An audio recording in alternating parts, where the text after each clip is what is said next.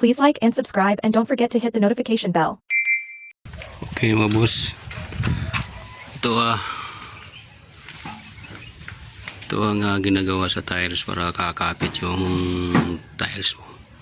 Yan, pinapahiran ng adhesive, yun ang gamit. Ito ang gamit ready fix. Yan, tile adhesive yan ang gamit niyan. Haluan niya ng konting simento tsaka buhangin, tsaka ipapaya dyan dito gamit yung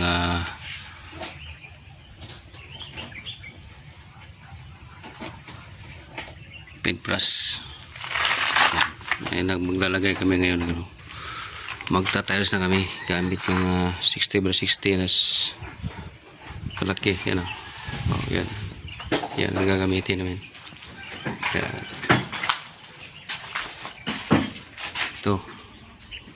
Itong tiles, yan, ito yung niya, ilalim niya ginagawa. Iba yan, pula yan puti ito, hindi pa napahiran yung pula, papahiran pa lang yan. Ito puti, ito yan, polish tiles yan, diba, kintab. Ito yung lalim yan para pag kapit mo kapit yan, diba? Yun lang ang gagawin. Ito ready fix. Haluan mo lang ng konting simento yan, lalagay mo sa yung lagayan, pagmixan mo, tapos buhangin mga bato-bato sa ito, malambot pa yan, diba? Papahid mo dito, haluan mo ng konting simento yun, lalapot yun yan. Pag titigas yan, hindi mo na matanggal yan. Pag bukas yan, kakalagay pa lang, medyo malambot. Basta pa ito yung tigas, ito yung matigas, ito yung tigas na, ito yung likod niya, ito si sobra ito sa kabila ito na yan, sus, kahit anong gawin mo dyan, hindi mo matatanggal yan. Ito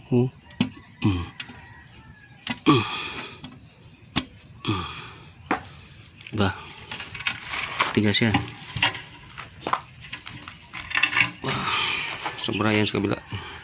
Ang project 60 by 60 polish tiles. Yan lang gawin para kakapit yung tiles mo.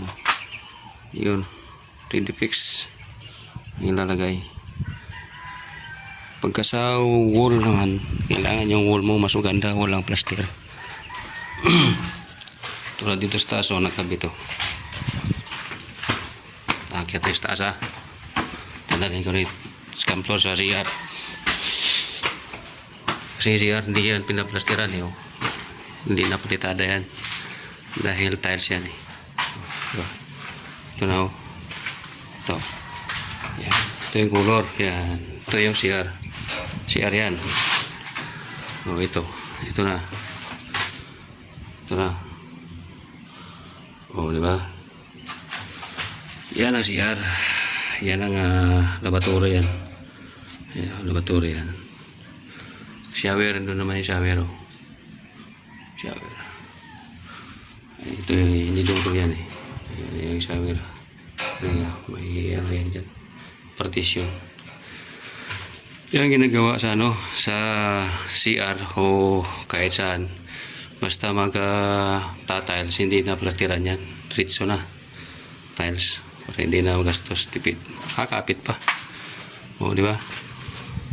Masyado magapal, tama-tama lang kapal, sakto sa sakto sa eskwela walang parehas, walang makapal dyan, parehas na yan.